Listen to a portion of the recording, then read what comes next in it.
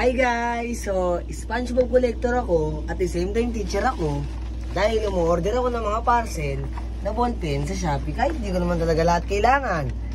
One box. Another one.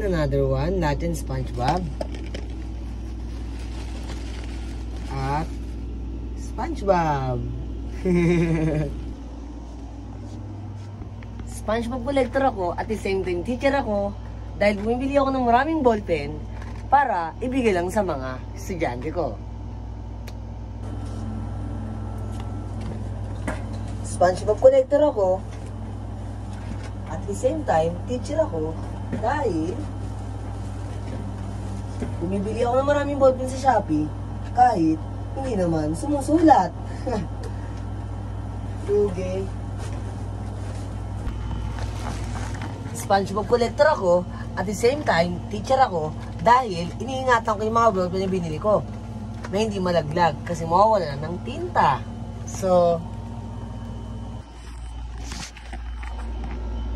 SpongeBob collector ako at the same time teacher ako kasi bumibili ako ng maraming ballpen sa Shopee para lang idagdag sa collection ko. Order, sige, order, di namang ginagamit. So, mauubos ang tinta ng hindi na ginagamit. Nakaka-relate ka ba?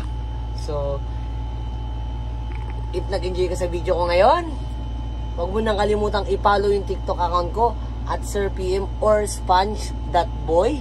Search mo yun sa TikTok. At don't forget to subscribe my YouTube channel, SirPM with S-E-R space P-M. So, bye-bye. Thank you. I hope you enjoy.